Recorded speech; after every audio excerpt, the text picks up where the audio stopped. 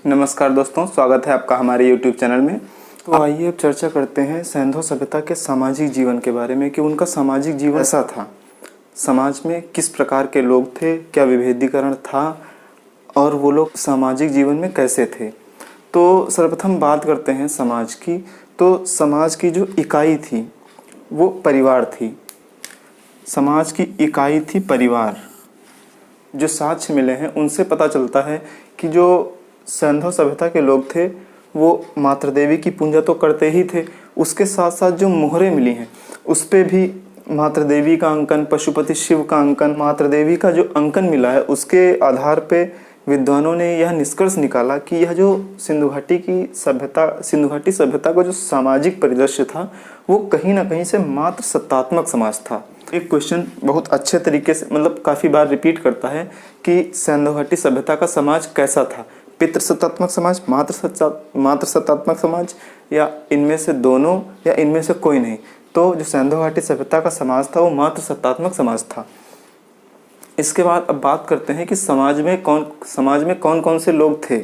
तो स्पष्ट रूप से हमें प्राप्त होता है कि समाज में 4 प्रकार के लोग थे। एक विद्वान या पुरोहित, दूसरा योद्धा वर्ग जो क्षेत्र की रक्षा करता था, तीसरा श्रमिक वर्ग, चौथा व्यापारिक वर्ग। तो विद्वान, योद्धा, व्यापारिक, श्रमिक। तो इस प्रकार से हमें सैंधव घाटी सभ्यता के समाज में 4 लोगों का स्पष्ट रूप से उल्लेख मिलता है। अब जब हम इन 4 लोगों का स्पष्ट उल्लेख पाते हैं, उसके बाद जब हम इनकी आवास या गृह की संरचना को देखते हैं तो इसमें हमको विषमता प्राप्त होती है। अर्थात जो पुजारी या विद्वान का घर है उसकी बनावट दूसरे टाइप की है, जो योद्धा है उसके घर की साज सज्जा या बनावट कुछ अलग है, जो व्यापारी है उसके घर का आकार और प्रकार कुछ अलग है। इसी प्रकार जो श्रमिक है उसका घर बस्ती से दूर या छोटा आकार में या और भी चीज़ें प्राप्त होती हैं। तो इस प्रकार से हम यह जान पाते हैं कि जो ये श्रेणियाँ हैं, जो लोग हैं, इनके आवास में विभिन्नता है या विषमता है। तो इस प्रकार से हम लोग विषमता को जान पाते हैं। और इसमें श्रमिकों की स्थिति अच्छी नहीं थी। हमें जो साक्ष्य मिले हैं उससे पता चलता है कि जो सिंधु सभ्यता के समाज में श्रमिकों की स्थिति थी वो उच्च कोटि की नहीं थी। उसमें कहीं ना कहीं श्रमिकों के साथ अच्छा व्यवहार नहीं किया जाता था। इन्हीं साक्ष्यों के अनुसार जो व्हीलर महोदय थे उन्होंने बताया कि श्रमिकों की स्थिति खराब थी और दास्ता की प्रथा सैंधव समाज में विद्यमान थी। तो एक क्वेश्चन यहाँ पे ये उठता है कि कभी कभी जैसे वन लाइनर क्वेश्चन आ जाता है सही गलत का, कि सैंधव सभ्यता में दास्ता की प्रथा विद्यमान नहीं थी। इनमें से आपको सही गलत का चुनाव करना है। तो जब आप ये पढ़े होंगे तो आप तुरंत कर लेंगे। तो एक फैक्ट ये है कि सैंधव समाज में दास्ता की स्थिति उत्पन्न थी। अब कुछ और फैक्ट, जो सैंधव समाज के जो स्त्री पुरुष थे वो दोनों ही बराबर आभूषण पहनते थे। जैसे आज के ज़माने में स्त्रियां आभूषण ज़्यादा पहनती हैं, पुरुष मुश्किल का चैन या अंगूठी, लेकिन उस समय स्त्री और पुरुष बराबर आभूषण पहनते थे। और स्त्रियां जो अपने ओठों पे लिपस्टिक लगाती हैं उसका भी सैंधव सभ्यता में साक्ष्य प्राप्त हुआ है। उस लिपस्टिक के साक्ष्य चनहूदड़ों से प्राप्त हुए हैं।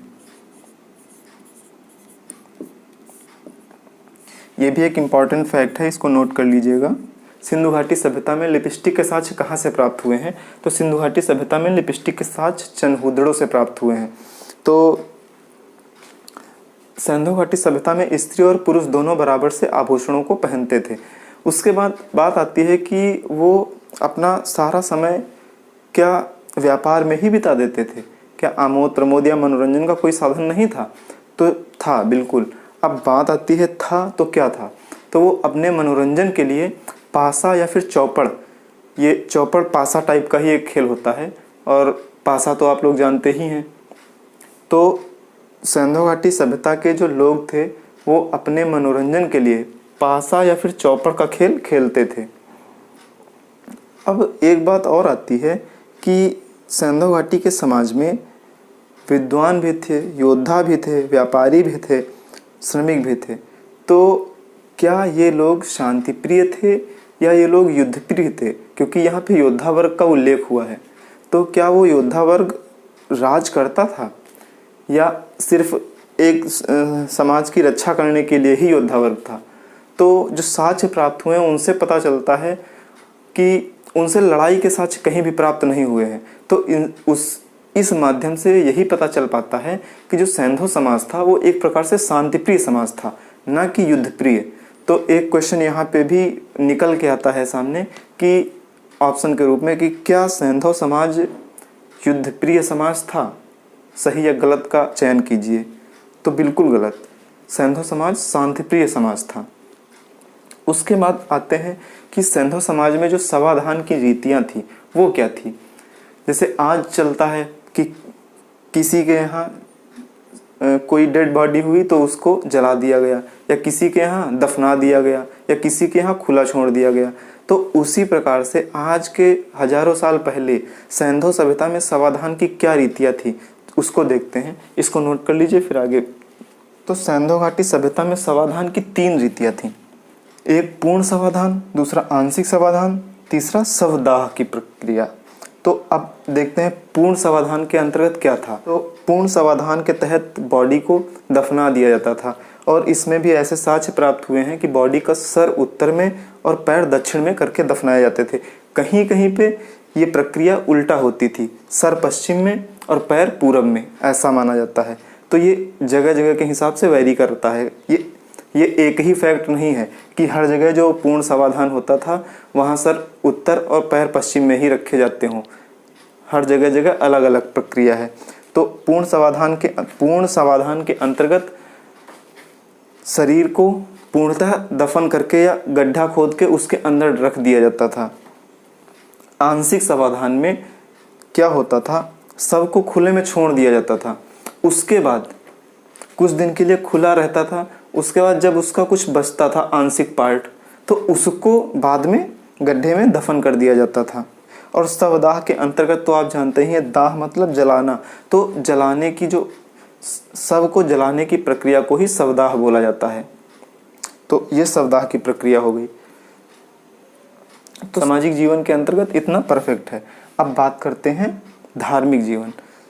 सैंधव सभ्यता का धार्मिक जीवन कैसा था? तो धार्मिक जीवन में बात करने से पहले हमने चर्चा की कि जो सैंधव सभ्यता के लोग थे वो ईश्वर की उपासना करते थे, और वो ईश्वर की उपासना किन किन माध्यम से करते थे। एक तो मनुष्य के रूप में, जैसे तो पशुपति शिव एक मानव का ही स्वरूप था, तो ईश्वर की उपासना के तहत वो मानव की पूजा करते थे, वृक्ष की पूजा करते थे,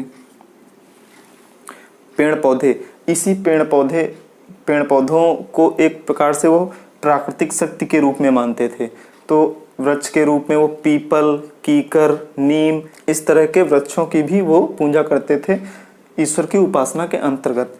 तीसरा आता है पशु की पूजा। अब पशु की पूजा क्यों करते थे? क्योंकि पशु उस समय व्यापारिक और कृषि दृष्टि से इम्पोर्टेंट था, क्योंकि पशुओं के बिना कृषि असंभव सी थी। उस समय आज के ज़माने के तरह के ट्रैक्टर नहीं थे कि जिसके तहत वो अपने खेतों को जोत सकें या व्यापार में एक जगह से दूसरी जगह जा सकें। तो हो सकता है इनका जो पशु के माध्यम से ईश्वर की उपासना का कारण यह रहा हो कि पशुओं के माध्यम से वो अपने व्यापार को आगे ले जा सकते थे, या व्यापार करते थे, या अपने कृषि में सहयोग प्राप्त करते थे, या फिर दूध या और खाने जैसे आइटम पशुओं से ही प्राप्त करते थे। इस वजह से हो सकता है वो पशुओं को ईश्वर की उपासना का माध्यम मानते थे। प्राकृतिक शक्ति की उपासना भी वो लोग करते थे। प्राकृतिक शक्ति की उपासना के अंतर्गत मैंने अभी बताया कि वो लोग पीपल, कीकर, नीम, इस तरह के वृक्षों की पूजा करते थे, और ऐसे कई जगह से साक्ष्य भी प्राप्त हुए हैं। इन वृक्षों की पूजा करने के ही दरमियान यह भी साक्ष्य या यह भी दृश्य मिले हैं कि वो लोग जादू टोना को मानते थे। जादू टोना व भूत प्रेत में विश्वास रखते थे, क्योंकि जो कुछ बलि प्रथा के साक्ष्य प्राप्त हुए हैं वो, और वेदिकाएं प्राप्त हुई हैं पेड़ों के अगल बगल से। तो इससे पता चलता है कि वो लोग भूत प्रेत को भी मानते थे और वो वृक्षों को एक प्रकार से ईश्वर की उपासना का माध्यम मानते थे। इस प्रकार से एक फैक्ट यहाँ पे और क्लियर होता है कि क्या सैंधव सभ्यता के लोग भूत प्रेत या फिर जादू टोना या बलि में विश्वास करते थे? तो यस, बिल्कुल सही बात, वो लोग भूत प्रेत, जादू टोना और बलि प्रथा में विश्वास करते थे, क्योंकि हमें बलि प्रथा, ताबीज और वेदिकाओं, वृक्ष के किनारे वेदिकाओं के कुछ ऐसे साक्ष्य प्राप्त हुए हैं जिनसे पता चलता है कि हाँ, वो लोग जादू टोना या भूत प्रेत में विश्वास करते थे। कुछ साक्ष्य हमें और भी प्राप्त होते हैं, जिससे हमने अभी बताया कि जो सैंधव समाज था वो मात्र सत्तात्मक समाज था। तो इस वजह से अब मात्र सत्तात्मक समाज था, तो इसका कारण कि हमें जो है कुछ मूर्तियाँ प्राप्त हुई हैं, और वो मूर्तियाँ मात्र देवी की मूर्तियाँ हैं जो काफ़ी संख्या में प्राप्त हुई हैं, जिससे हमें ये अंदाज़ा लगा पाते हैं कि हाँ, जो समाज था वो मात्र सत्तात्मक समाज था।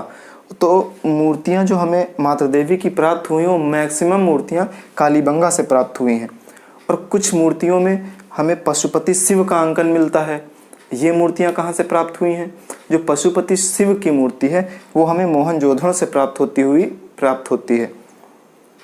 इसी प्रकार से हमें धार्मिक जीवन में जो सैंधव सभ्यता में लिंग योनि उपासना के भी साक्ष्य प्राप्त होते हैं, और यह साक्ष्य हमें सर्वप्रथम मार्शल के द्वारा बलूचिस्तान प्रांत से प्राप्त हुआ। पहले यह सैंधव सभ्यता का जो लिंग योनि उपासना का जो साक्ष्य था वो भारत में प्राप्त ना हुआ, बल्कि बलूचिस्तान में प्राप्त हुआ था। तो इसको कुछ लोग नकारते भी थे, लेकिन बाद में एक भारतीय विद्वान या भारतीय पुरातत्वविद थे मक्खनलाल घोषाल, तो इन्होंने कालीबंगा से भी लिंग योनि उपासना के साक्ष्य को प्राप्त किया। इसके बाद हम लोग स्पष्ट रूप से यह कह पाए कि जो सैंधव घाटी का धार्मिक पक्ष था उसमें लोग लिंग योनि उपासना भी करते थे। तो वर्तमान में जो हम लोग शंकर जी के शिवलिंग की पूजा करते हैं वो एक्चुअल में लिंग योनि उपासना का ही एक उदाहरण है। जो मात्र देवी की मूर्तियां हमें कालीबंगा से प्राप्त होती हैं, तो उनसे एक साक्ष्य और निकल के आता है कि मूर्ति पूजा है, इसकी शुरुआत सैंधव सभ्यता से ही प्रारंभ हुई है। तो अगर क्वेश्चन ये आए कि मूर्ति पूजा का प्रारंभ कहाँ से माना जाता है, तो इसमें आपका आंसर होना चाहिए सैंधव घाटी सभ्यता से। तो एक क्वेश्चन ये क्लियर होता है कि मूर्ति पूजा का प्रारंभ सैंधव घाटी सभ्यता से ही होता है। अब हड़प्पा से हमें मात्र देवी की एक और मूर्ति मिलती है, उसमें जो एक देवी है उसके पेट से पौधा निकलता हुआ दिखाया गया है। तो जो सिंधु घाटी सभ्यता के पुरातत्ववेत्ता हैं उन्होंने ऐसा माना है कि ये जो मृण मूर्ति प्राप्त हुई है हड़प्पा क्षेत्र से, हो सकता है ये उर्वरा शक्ति की देवी हो, क्योंकि इसके गर्भ से पौधा निकलता हुआ दिखाई दे रहा है। तो हो सकता है सैंधववासी इसको अपना उर्वरता की देवी मानते हों और देवी मानकर इसका स्वरूप ऐसा बना के इसकी पूजा करते हों। तो धार्मिक जीवन में इतने पॉइंट सफिशिएंट हैं आपको एग्जाम में बैठने के लिए। अब इसके बाद बात कर लेते हैं सिंधु घाटी सभ्यता के आखिरी पॉइंट की, और वो पॉइंट है पतन। तो चलिए देखते हैं। सैंधव सभ्यता के पतन के विषय में बात करते हैं तो हम यह पाते हैं कि जिस प्रकार सैंधव सभ्यता की उत्पत्ति के संबंध में हमें कुछ भी स्पष्ट कारण प्राप्त नहीं हो पाए, उसी प्रकार से सैंधव सभ्यता के पतन के विषय में भी हमें स्पष्ट कारणों का पता नहीं चल पाता है कि स्पष्ट रूप से किस एक वजह से सैंधव सभ्यता का पतन हो गया। लेकिन विद्वानों ने, पुरातत्वविदों ने खुदाई के माध्यम से अनेक साक्ष्य जुटाए या कंकालों का परीक्षण कर अनेक साक्ष्य जुटाए, जिनके माध्यम से उन्होंने भिन्न भिन्न मत दिए हैं। लेकिन वो सभी मत ज़्यादा कारगर सिद्ध नहीं हुए, लेकिन फिर भी उन्होंने जो मत दिए हैं मैं उनको आपको एक बार दिखा देता हूँ। जैसे गार्डन चाइल्ड और मार्टिमर व्हीलर, ये दो विद्वान थे। इन्होंने कहा कि जो सैंधव सभ्यता का पतन हुआ वो आर्यों द्वारा आक्रमण के कारण हुआ। उन्होंने बताया कि जो सैंधव सभ्यता से हमें कुछ साक्ष्य प्राप्त हुए हैं, उसमें कई क्षेत्र जैसे मोहनजोदड़ो क्षेत्र है, वहाँ से हमें जो शव मिले हैं वो ऐसे पड़े हैं जैसे भागते हुए किसी ने उनको मार दिया हो। तो हो सकता है आर्यों ने जब आक्रमण किया हो तो वो भाग रहे हों, जिसके कारण उनका सब कहीं मैदान पे, तो कहीं सीढ़ियों पे, तो कहीं दरवाजे पे पड़ा मिलता है। लेकिन ये बात भी स्पष्ट रूप से सही नहीं मानी जाती। इसके बाद जॉन मार्शल, मैके और एशर राव का कहना था कि जो सिंधु घाटी सभ्यता का जो पतन हुआ वो बाढ़ के कारण हुआ, लेकिन कुछ विद्वानों ने इसको भी खारिज किया। उसका कारण ये था कि अगर ये बाढ़ के कारण ये ख़त्म हुई सभ्यता, तो ये बात तो ठीक है कि ये नदी घाटी सभ्यता नदियों के किनारे थी। अगर ये बाढ़ के कारण ख़त्म होती तो नदी में बाढ़ एक बार नहीं आती, बल्कि वर्ष में जो उसका टाइम पीरियड होता है, जैसे आज के ज़माने में गंगा नदी में जब बाढ़ आती है तो उसका एक फिक्स टाइम रहता है कि वो नदी जब मानसूनी सीजन होगा तब बाढ़ आ जाएगी, और वो सीजन हर साल आता है। इसका मतलब यह हुआ बाढ़ तो हर सीजन आती होगी। अगर बाढ़ हर सीजन आती होगी तो हड़प्पा, मोहनजोदड़ो, ये जो बड़े शहर थे, सिंधु के किनारे जो स्थित शहर थे, उसमें इतने अच्छे मकान, दुर्ग, नगरीकृत सभ्यता कैसे जन्म ले गई? अगर बाढ़ हर साल आ रही थी तो ये सभ्यता में इतने अच्छे अच्छे मकान क्यों बन गए? इसका मतलब ये बाढ़ तो नहीं आ रही होगी, और अचानक बाढ़ आने का कोई औचित्य नहीं हो सकता है।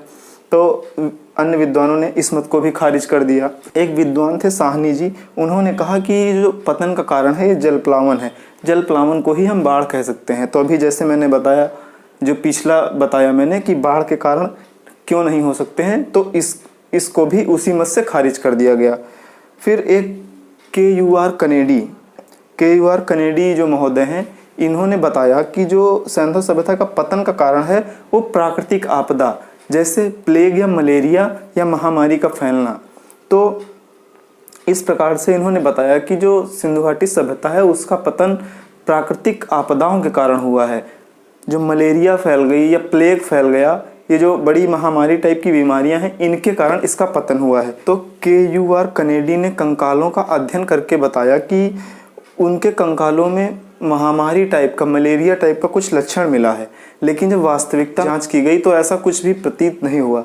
तो ये इस मत का भी खंडन हो गया विद्वानों के द्वारा कि आप जो बोल रहे हैं ये किसी स्पेसिफिक जगह से कंकाल का अध्ययन किया होगा तो बोल रहे हैं, बाकी अन्य कंकालों या अन्य जगह के कंकालों का जो अध्ययन किया गया उसमें ऐसी प्लेग या महामारी की कोई भी बात नहीं आई सामने।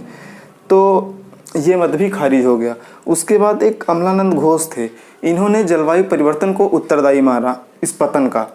तो ये बात कई हद तक सही होती है, क्योंकि हो सकता है हम एक क्लाइमेट में रहने के आदी हो गए हों और धीरे धीरे जलवायु में परिवर्तन हुआ जो कि सिंधुवासी उसको अपने अनुकूल नहीं कर पाए, जिसके कारण वो धीरे धीरे विलुप्ति की कगार पर आते चले गए।